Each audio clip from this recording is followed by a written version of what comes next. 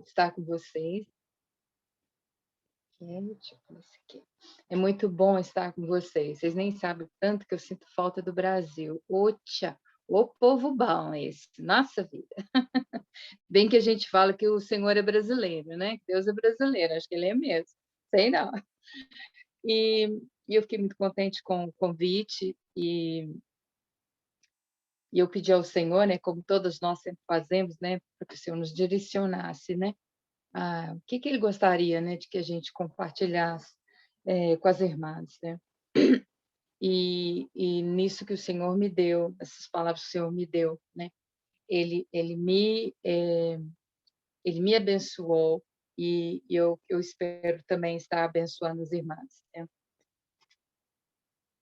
Quando me veio essa palavra, né, eu gosto muito de títulos chamativos, daí eu busquei, né, falar: "Ai, Senhor, me ajuda que eu preciso de um título, assim, legal, bonito", né.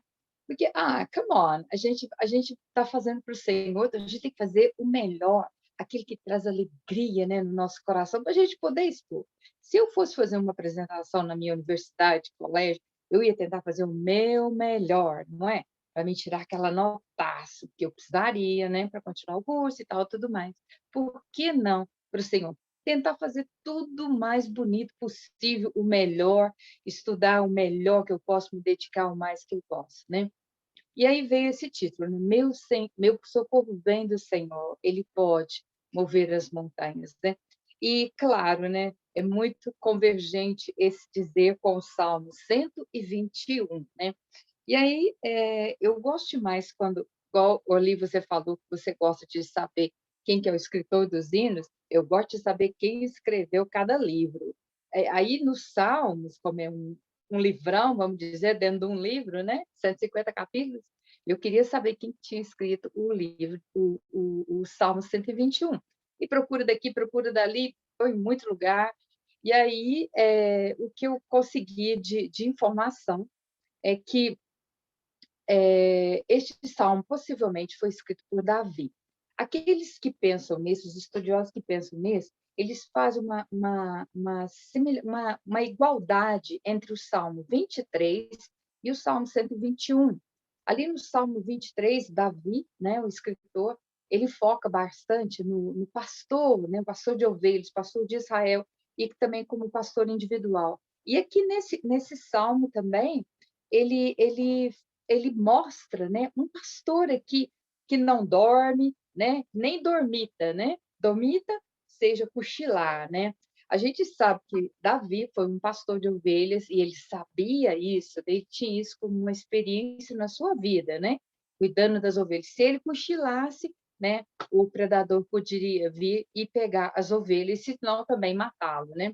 Então, para mim, pelo que eu li, pelo que eu investiguei, consegui achar, eu também creio que esse salmo foi escrito por Davi. Então, se às vezes, de repente, eu falar salmista, ou se eu falar Davi, irmãs, me perdoem, eu do jeito que, de repente, pode vir assim, na cabeça.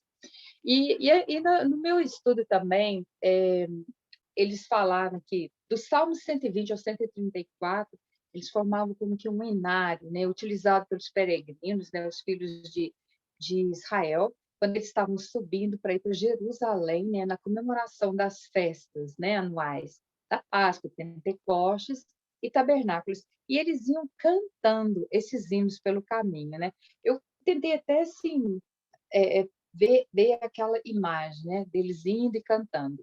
E naqueles montes também, então eles iam passando pelos montes e tal, eh, a quando no meu estudo, eu fiquei informada de que os pagãos também, né, eles edificavam seus altares, né, aos seus ídolos, né, naqueles montes, né. E esse salmo também ele é chamado de salmo de fé, né.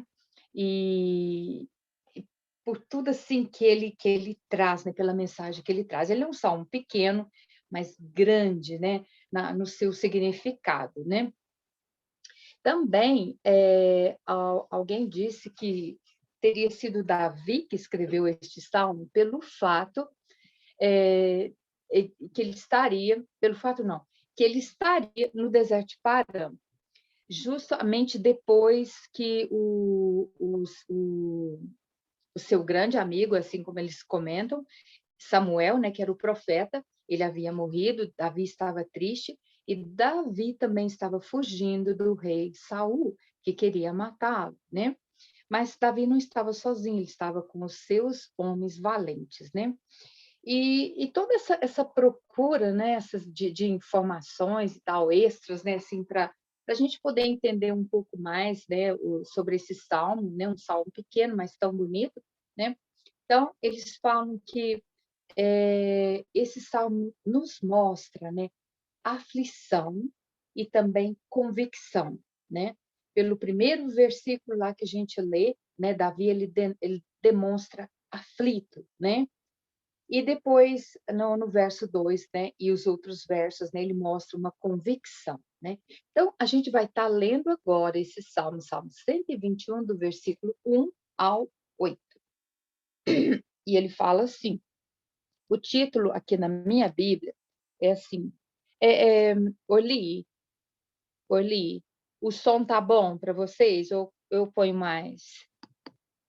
Tá legal? O som tá bom? Então tá jóia. Obrigada. Ele fala, Deus, o fiel guarda dos homens. Aí, versículo 1 ao versículo 8. Deixa eu pôr aqui meu óculos, melhora mais. Eleva os olhos para os montes. De onde me virá o socorro? O meu socorro vem do Senhor, que fez o céu e a terra. Ele não permitirá que os teus pés vacilem. Não dormitará aquele que te guarda. É certo que não dormita nem dorme o guarda de Israel. O Senhor é quem te guarda. O Senhor é a tua sombra, à tua direita. De dia não te molestará o sol, nem de noite a lua. O Senhor te guardará de todo mal, guardará a tua alma. O Senhor guardará a tua saída e a tua entrada, desde agora e para sempre. Amém. Então, aqui Davi começa esse salmo, né? Ele fala, levanto meus olhos para os montes, né? Aqueles montes lá, ou montanhas, né, da Palestina. Ele poderia estar pensando, né? Bom, os montes podem ser um lugar de refúgio para nós, né? Porque ele estava, se for Davi, né? Ele estaria escondido e buscando segurança, né? Então, naqueles montes lá tinham cavernas, então ele poderia se esconder ali. Mas também era um lugar perigoso, né? Porque lá se escondiam bandidos, né? Bandidos que tinham o propósito de roubar, né? E de às vezes até mesmo matar, né? Quem passasse por ali. E com relação à pergunta que ele fez, né? De onde me virá o socorro, né? O verso 2 responde: o meu socorro vem do Senhor, que fez o céu e a terra, né? Então, o salmista aqui, ele está afirmando que a sua confiança não estava apenas, como se diz, nas cavernas, lá nos montes, não, mas no Criador, não só dos montes, mas de todo o universo, Criador dos céus e da terra, né? Era uma atitude sábia, né? A do salmista, né? De olhar para o Todo-Poderoso, né? Para obter ajuda, para ele continuar a prosseguir a sua jornada, né? Agora, já dos versos 3 a 8, o salmista ele vai mudar, né? O jeito como que ele fala. Vamos supor assim, vamos imaginar assim, uma coisa assim, Davi, ele está num teatro, ele vai apresentar esse Salmo 121 lá, né? Então, aí eles mostram lá na grande tela, Davi está lá na frente, né? Nós somos todos os espectadores. Se fosse Davi, né? O salmista está lá na frente, olhando aquela tela, me parecendo aqueles montes, né? E aí ele olha para os montes e ele fala, levanto os meus olhos para os montes, de onde me virá o socorro? E aí ele responde, meu socorro vem do Senhor que fez o céu e a terra. E aí ele vai passar para o versículo 3, e aí ele vai até lá o versículo 8. E aí é como se ele virasse para nós, a plateia, nós que estamos assistindo, né? E aí ele já começasse a usar, não mais onde me virá, né? Mas ele começa a usar a segunda pessoa, tu, né? Você, né? Eu, né? E aí ele usa aquelas ti, Deus, tua, né? E o que será, né? Eu fiquei pensando, por que será que Davi teve essa mudança, né? Eu, na verdade, eu achei, mas eu perdi, eu não sei onde é que foi que eu vi essa anotação e eu perdi. Mas então eu fui por mim mesma, eu falei, Senhor, por que é que ele fez essa mudança? Porque ele não continuou usando ele, né? Tipo assim, como se fosse o versículo 3. Ele não permitirá que os meus pés vacilem, não dormitará aquele que me guarda. Não, ele já mudou a coisa. Ele não permitirá que os teus pés vacilem. Aí eu fiquei pensando, falei, Senhor, se for Davi, Davi teve uma vida muito íntima com o Senhor.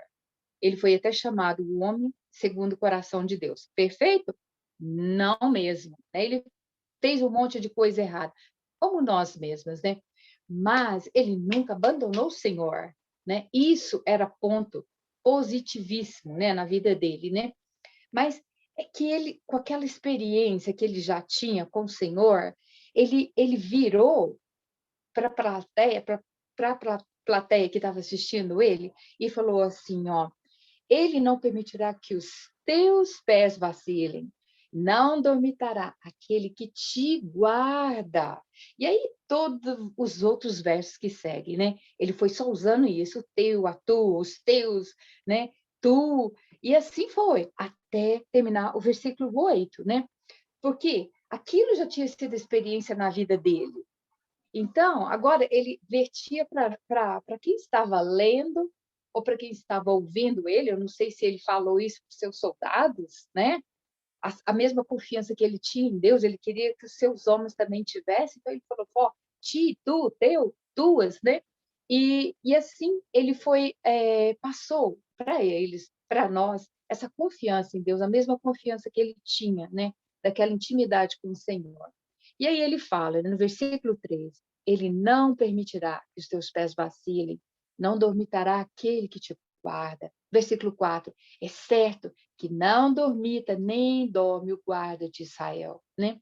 Então aqui, olha só essa primeira frase, né? Ele não permitirá que os teus pés vacilem. Isso é uma promessa. É algo assim falar, fala assim, eu te afirmo, o Senhor não vai permitir que os teus pés vacilem, se você continuar debaixo da proteção dele, debaixo das asas dele, debaixo do conselho dele, da orientação dele. Agora, se você se desviar, então, como muitos fizeram, e como até mesmo nós mesmos já fizemos muitas vezes em nossas vidas, então a gente vai pagar por aquilo, né? Aquele desviar, né, pode nos fazer vacilar, trupicar e a chegar até mesmo a cair. Então, escolha nossa, ficar debaixo da proteção do Senhor ou ir buscar, né, o nosso próprio conselho ou outros conselhos, né? E aí a gente pode cair. E aí ele fala, não dormita, né? Não dormitará, e depois ele fala, não dormita, né? O guarda de Israel. Primeiro ele foca quando ele fala, não dormitará aquele que te guarda. Então ele está falando para uma pessoa. E depois quando ele volta para o guarda de Israel, a nação de Israel, a nação brasileira, né? Ele poderia estar focando daquele jeito, né? E é uma promessa maravilhosa, né? Que a gente, quando a gente orar e lembrar dessa promessa, fala, Senhor, o Senhor prometeu que não iria me deixar vacilar os meus pés. E eu estou me sentindo tão fraca, né? E só renovar essa promessa perante Ele, né? E Ele vai nos ajudar, nos dar força para a gente continuar a nossa carreira com Ele, né? E nós temos um Deus, na verdade, que não dorme. É difícil a gente pensar nisso, né? De alguém que não dorme, né? Mas o Senhor é, né? O Senhor, ele não dorme e ele nem cochila. Ele é verdadeiramente um pastor, né? Assim como Davi, né? Na sua época lá de pastor, como ele relata no Salmo 23, ele tinha, né? Aquele cuidado, né? Com as suas ovelhas, né? ele lutou contra um leão, matou, lutou contra o urso, matou, e esses dois animais, eles são brabos. O urso, gente, aquele bicho lá, ele é fortudo, ele é grandão, né? E ele fala que ele agarrou nas barbas dele e feriu ele, depois acabou de matá-lo, né? Então, não era coisa fácil. Mas o nosso Deus, ele não dorme, ele não cochila. Isso nos mostra uma segurança 100%, né, do cuidado dele para conosco. E até mesmo nos lembra Elias, né? Elias ridicularizou os profetas de Baal. Lembra, né, lá no 1 Reis 18, quando os profetas de Baal teriam que oferecer, né, os cordeiros, e aí eles começaram, e aí teria que orar ao Deus dele para trazer fogo do céu e pegar tudo aquilo, né? E eles, como não tiveram resposta, porque era um Deus que não responde, é um Deus com D minúsculo, então eles começaram a se retalhar, a se machucar, né? E nada. E depois que aconteceu, Samuel fez o mesmo, e aí o que aconteceu, né? Veio fogo do céu e lambeu tudo aquilo. Então, o povo de Israel viu que o único Deus mesmo era o Deus, né, de Israel, ao Deus que eles serviam, mas que eles estavam meio como que indo embora do Senhor, né, dos cuidados do Senhor, né? E isso a gente pode ver lá no versículo 27, né? Ele fala bem essa parte, né? Ora o teu Deus, de repente ele está dormindo, né? E ele acorde e vem ajudar vocês, né? E esse não é um Deus que a gente quer para a gente, não é? Fala a verdade. Você acordar e o seu Deus está dormindo, aí é muito perigoso, né? E o Senhor também, ele é o guarda-costa dos santos, né? Ele é o guarda-costa dos seus santos, né? Porque às vezes a gente está vendo o que está vendo à frente, mas o que está vindo atrás a gente não vê. Então o Senhor está nos guardando, né? Ele é o nosso guarda-costa, né? E lá no Salmo 127, o versículo 1, a parte B, fala assim: se o Senhor não guardar a cidade, em vão vigia a sentinela. Então, essa cidade aí eu posso colocar: se o Senhor não me guardar, se o Senhor não te guardar, em vão vamos nós vigiar as nossas próprias vidas, né? Se não for Ele a nos guardar. E outro versículo também, Isaías 40:28 diz: Ele não se cansa nem se fatiga, né? Então, isso é tudo uma promessa, isso é tudo adjetivos do nosso Deus, né? E no versículo 5 e 6, fala assim: o Senhor é quem te guarda, o Senhor é a tua sombra à tua direita. De dia o sol não te molestará, nem a lua de noite, né? Então, assim como a sombra projetada por nós nos acompanha onde quer que a gente vá, né? Não é mesmo? Assim é o Senhor também. Parece uma sombra grudada na gente, mas que bendita sombra é essa, não é? O Senhor sempre, né, do nosso lado, né? Nada pode nos acontecer sem antes passar por Ele, né? E se Ele permitir, Ele tem os seus propósitos e com certeza aquilo será para o nosso bem e o nosso crescimento espiritual, né? E por outro lado, irmãs, Satanás também está bem do lado daqueles que não têm o Senhor como seu protetor. Então isso é uma coisa muito muito triste. Aí no versículo 6 fala lá, né, do sol e da lua. Então, o sol regendo o dia, a lua regendo a noite, né? Aí, isso nos lembra que o Senhor, né, é a sombra, é a proteção, né? Quanto todos os adversários, quer venham eles de dia, quer venham eles de noite, né? Ele está ali para nos ajudar. Versículos 7 e 8. O Senhor te guardará de todo mal. Ele guardará a tua alma. Outra versão fala, ele guardará a tua vida. O Senhor guardará a tua saída e a tua entrada, desde agora e para sempre, né? Somente Deus, né, o Senhor, ele é o Todo-Poderoso, né, para guardar realmente as nossas vidas em todo o tempo, né? Ele vai nos guardar, vai nos proteger quando nós sairmos deste mundo e entrarmos na eternidade para viver com ele na casa do Pai para todo o sempre, né? Depois que eu li todos esses versos e eu estava pensando, eu pensei naquela palavra, né? Montes, montanhas. Aqui perto da gente, em Banff, a 4 horas daqui, a gente tem a região das montanhas. E é uma coisa assim que eu me sinto privilegiada de já ter ido lá e visitado muitas vezes. A tia Ana também, uma vez que ela esteve aqui no Canadá visitando amigos, ela visitou Banff. E ela, né, também sabe do que eu estou falando. Que coisa linda! Como é maravilhoso, como é potente, como é poderosa aquelas criaturas feitas por Deus, né? Apesar de serem pedras, né? E é uma coisa maravilhosa. Mas mesmo assim, pensando naquele verso, eu comecei a pensar nas montanhas, né? Que nós temos, né? Que nós enfrentamos diariamente nas nossas vidas, né? E eu vou dar só alguns nomes aqui para elas, né? Solidão, medo, né? Morte de entes queridos, né? Desprezo, rejeição, mágoas, sentimentos ou pensamentos ruins, invisíveis aos homens, mas visíveis a Deus, coisas do passado, problemas emocionais, físicos ou espirituais, financeiros, e aí vai. E a lista é muito, muito longa. E aí eu comecei a pensar assim em alguns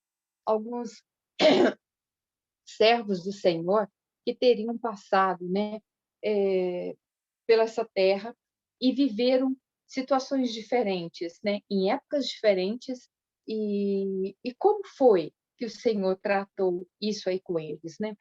E o primeiro que eu pensei, eu fui pesquisar também sobre ele, é o Martinho Lutero, né? Martinho Lutero foi o grande reformador protestante, né? Foi lá 1483 a 1546. E essa reforma, né, ela se fez lá na Alemanha em 1517, mais ou menos. E o Martinho Lutero, ele fez uma reforma assim, que ele não estava de acordo com a Igreja Católica, né, as coisas que eles estavam pregando, né? E ele estava batendo com a Igreja Católica, né, que a justificação era pela fé.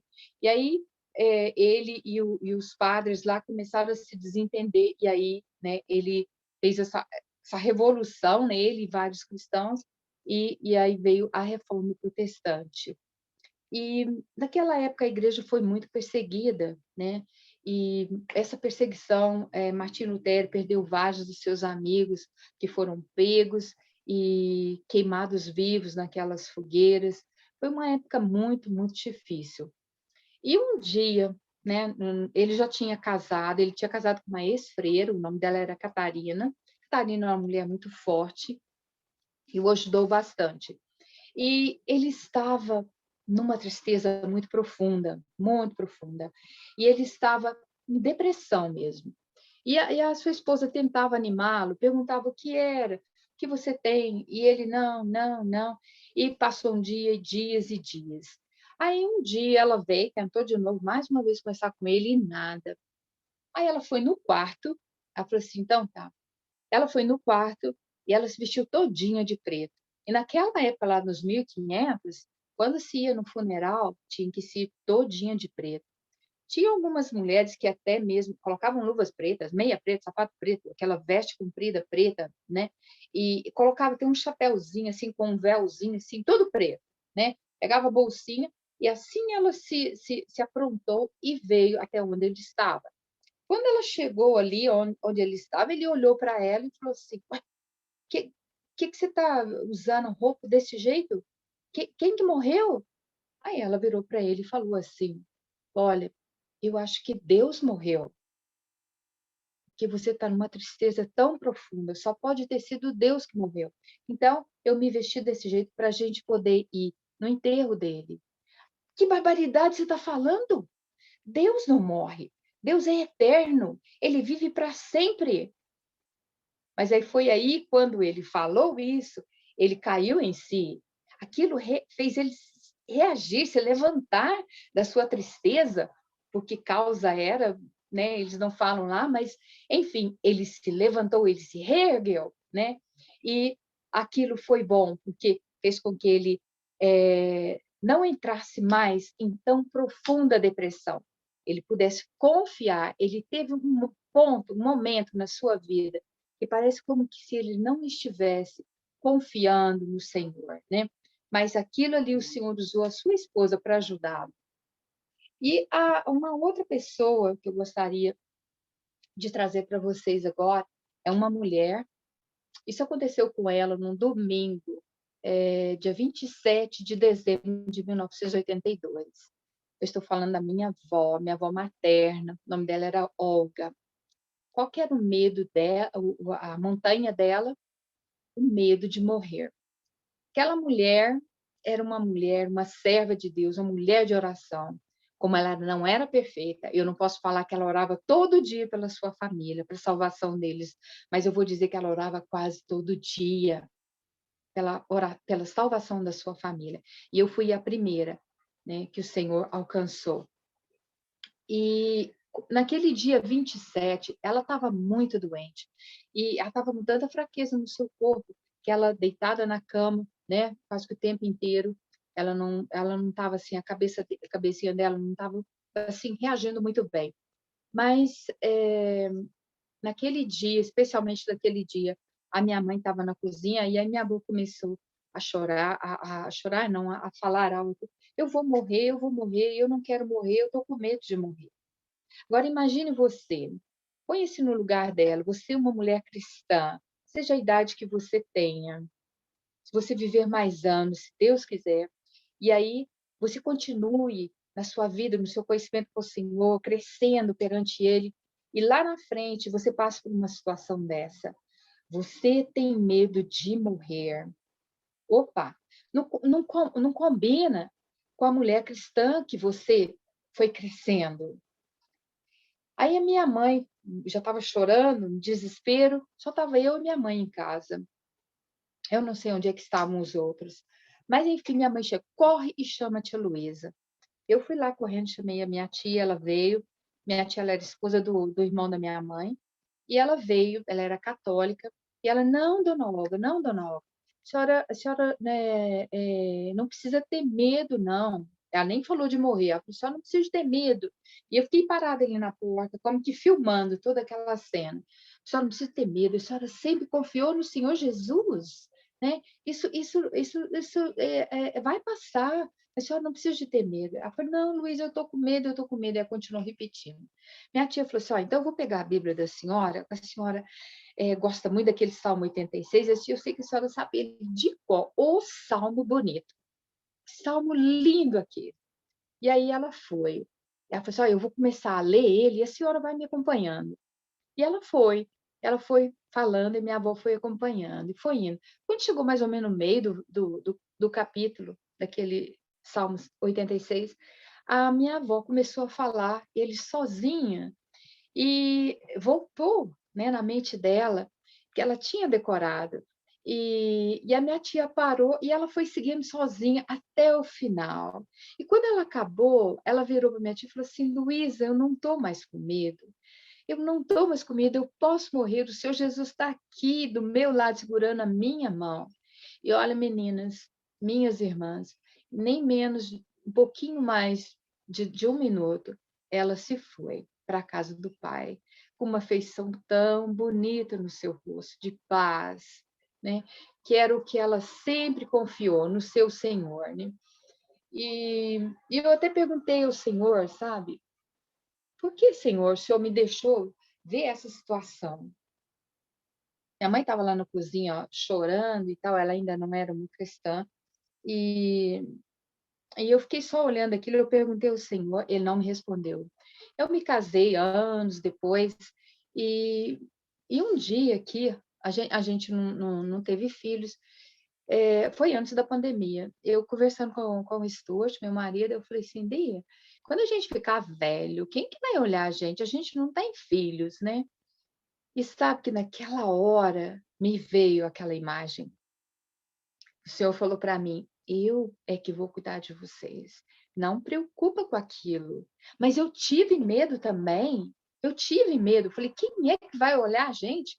Aí veio a pandemia e eu falei assim, nossa, quantas pessoas foram levadas, pessoas mais novas, de meia idade, mais idade, velhos, idosos mesmo, né? Quantos foram levados? E aqueles que estavam confiando naqueles para orarem eles quando ficassem velhos, eles foram chamados, né? O tempo deles passou e eles se foram.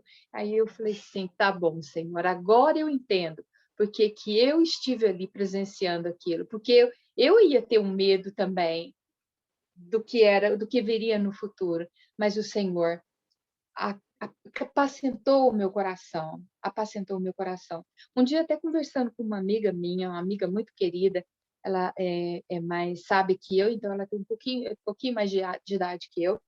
E aí eu perguntei para ela, você tem medo de morrer? Ela é cristã. Ela falou assim, não, não é o ponto o medo de morrer, mas às vezes é como que eu vou, às vezes vem aquele medinho de pensar, como é que eu vou chegar até aquela idade? Quem vai me olhar? Quem vai cuidar de mim? Se eu precisar disso, se eu precisar daquilo, quem vai estar olhando? Quem vai estar me cuidando, né? Aí ela falou assim, eu parei de pensar isso, deixei com o Senhor, né? Aí eu falei para ela, sabe que eu concordo do mesmo jeito, eu concordo do mesmo jeito. E tem essa outra pessoa, é uma jovem, eu vou chamá-la, a minha amiga chama K, né? Vou chamar ela de K. A montanha dela é sensação de desamparo em momentos difíceis, né? Isso aconteceu em janeiro agora desse ano. Então, nós fomos lá para 1500, viemos agora depois para a minha avó, 1982, e agora nós estamos agora em 2021, nosso tempo atual.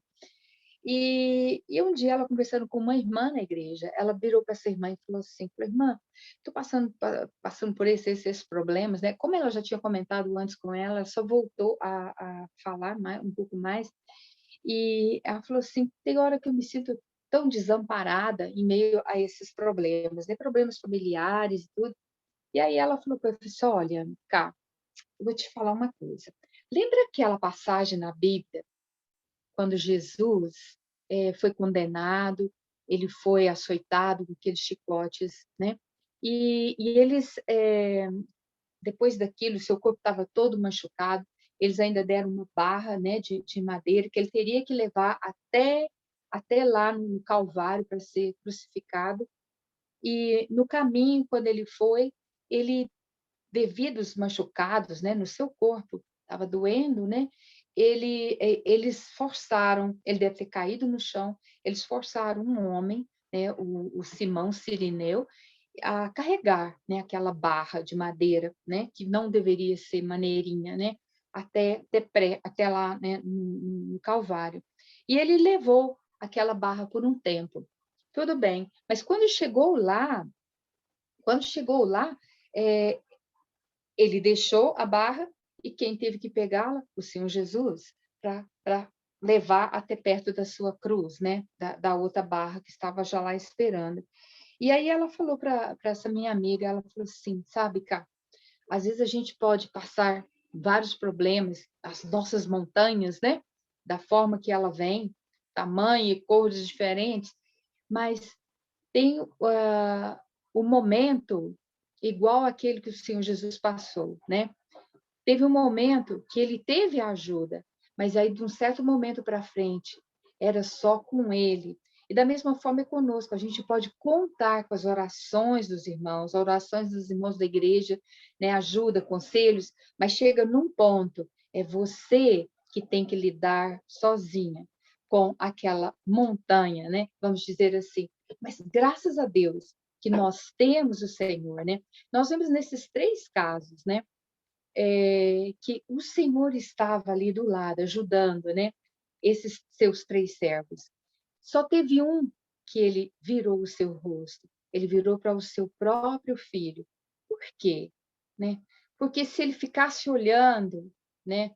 Talvez ele ia se arrepender e falar: não, não, não, você não vai sofrer, é muito sofrimento. Ele virou o rosto, porque o Senhor, com a sua morte, ele nos trouxe vida. E sabe, eu não sei se tem aqui alguém que ainda precisa desse ajuste com o Senhor. Um ajuste enquanto é tempo, enquanto é tempo. Enquanto você tem vida, ainda tem tempo. Enquanto você tem a sua mente funcionando, uma mente de escolha, escolha o certo, faça a melhor escolha. Escolha o céu, onde Deus mora. E isso só pode ser através do Senhor Jesus Cristo, da fé nele e no seu sacrifício. E da mesma forma que nós temos sempre o Senhor do nosso lado, né? O inimigo, né? Ele sempre faz com que nós também, os nossos olhos fiquem sempre voltados, né? Para os nossos problemas. E assim parece que a gente faz com que os nossos problemas se tornem muito maiores, né? Umas montanhas enormes mesmo, né? E a gente fica o quê? Inquieto, fica desencorajado, né? Mas assim como o salmista, né? O nosso socorro para lidar com todas as nossas montanhas, assim como Davi, ou como aquele salmista lidou, ele vem do Senhor, né? E graças a Deus por isso, né? O poder do Senhor é incomparável. Isso a gente lê lá em Isaías 45, verso 7, e em Efésios 6 e 10. E o Senhor sempre estará conosco. Lembra do Senhor Jesus falando? Eu estarei convosco até o fim dos tempos, né? Mateus 28 e 20, né? E também tem umas boas palavras em... Desculpa, é ambulância. Eu tive que deixar a janela aberta, porque ele está quentinho. E em Romanos 8, de 35 a 39, né? Tem palavras lindas lá, né? Quem vai nos separar do amor de Deus, do cuidado de Deus, né? Depois você vai lá e dá uma lida nisso, né? Mas sabe, irmãs, tem alguns montes que a gente pode estar com os olhos neles. Esses são nos propósitos de Deus para conosco, nos seus atributos divinos, na imutabilidade das suas promessas para conosco, nas suas previdências e na fidelidade provada do Senhor a nós, né? Então, para esses montes, então, vamos voltar os nossos olhos, né? E colocá-los ali, né? Porque deles vai vir bênçãos para nós, né? O Senhor é o Deus, né? Onisciente, onipresente, onipotente, né? Ele nunca se atrasa em trazer a nós a sua ajuda, né? Lá em Filipenses 4 e 7, a gente lê assim, ó: não andemos ansiosos de coisa alguma. Em tudo, porém, sejam conhecidas diante de Deus as vossas petições, pela oração e pela súplica, com ações de graça, né? Tem uma escritora, ela falou isso, ela deixou isso escrito. Cristãos viajam no mesmo chão que todo mundo caminha, respiram o mesmo ar, bebem a mesma água. A diferença é que cada passo que nós damos, nós sabemos que estamos acompanhados por Deus. Nós sabemos que somos guiados por Deus e, portanto, não importa quais acidentes venhamos a experimentar, o Senhor nos preservará do mal. São palavras de Eugene Peterson. E para terminar esse tempo gostoso aqui com vocês, tem uma música, até um dia, acho que eu não sei quem foi. Foi a Rosana Jané. Ela postou lá no grupo que ela tinha ouvido, até a segunda parte que depois eu vou estar lendo. E aí ela pediu a tradução. Aí uma das meninas falou: não, já tem essa música no português. Aí postou lá. E é realmente uma música muito linda. E as palavras dela são assim: Deus de milagres, Deus de promessas, caminho no deserto, luz na escuridão. Meu Deus, esse é quem tu és. E mesmo quando eu não vejo, mesmo quando eu não sinto, tu estás trabalhando, tu nunca para de trabalhar. Às vezes a gente pede ao Senhor, né? Senhor, essa montanha está difícil de lidar. Mas e se ele não está lidando no momento? Espera, ele está trabalhando, ele está trabalhando. Esse é o Deus, que é o nosso Senhor, nosso Deus amado, Senhor e protetor. Obrigada, irmãs, tá? Pela sua atenção, pelo seu suporte, pelas suas orações, tá? Que o Senhor continue nos abençoando, nos ajudando. Amém.